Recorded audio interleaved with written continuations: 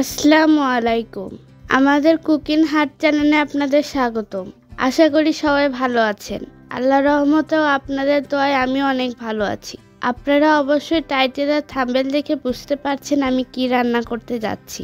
হ্যাঁ বন্ধুরা, আজকে আমি রান্না করতে যাচ্ছি আলু দিয়ে বাইং মাছের চচ্চড়ি, যেটা রান্না করা খুবই সহজ আর খেতেও অনেক স্বাদের হয়।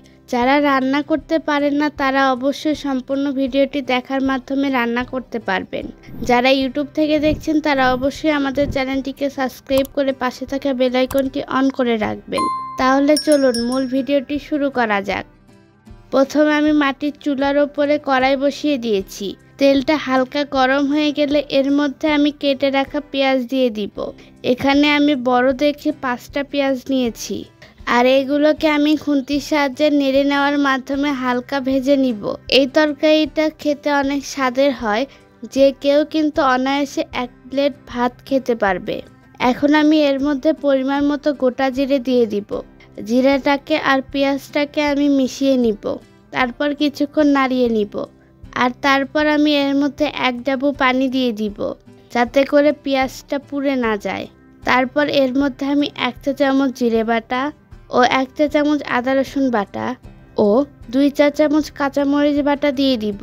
তারপর খুন্তির সাহায্যে এগুলোকে আমি একসাথে মিশিয়ে নিব, যাতে করে উপকরণগুলো একে অপরের সাথে মিশে যায়।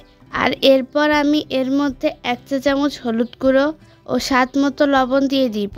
তারপর আবারও সব কিছু একসঙ্গে মিশিয়ে নিব, আর এগুলোকে ভালোভাবে কষিয়ে নিতে হবে।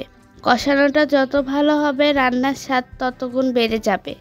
এরপর আমি 1 চা চামচ মরিচ গুঁড়ো দিয়ে দিব, যাতে করে ঝালের পরিমাণটা বজায় থাকে। যারা কম ঝাল খান তাদের এই মরিচ গুঁড়োটা দেওয়ার প্রয়োজন নেই। আমার কষে নেওয়া হয়ে গেছে। এখন এর মধ্যে আমি বাইং মাছের গুলো দিয়ে দিব। আর দেখতে পাচ্ছেন আমি বাইং মাছগুলো কীরকম সাইজ করে কেটে নিয়েছি।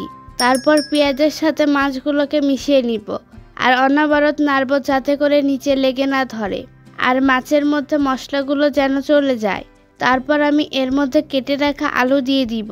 তো বন্ধুরা, দেখতে পাচ্ছেন আমি আলুটাকে কীরকম করে সাইজ করে কেটে নিয়েছি।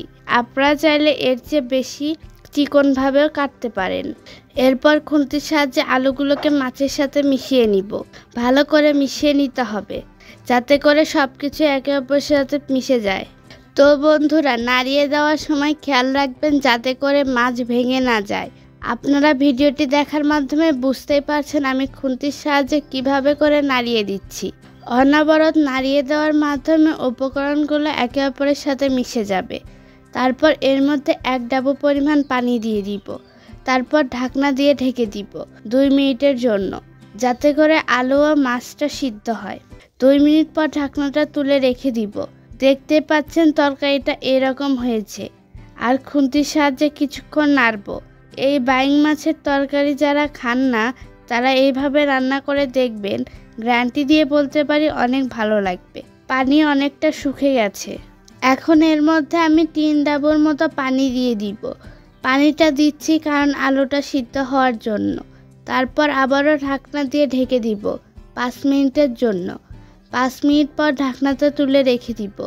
এরপর খুন্তির সাহায্যে অনবরত নাড়ব।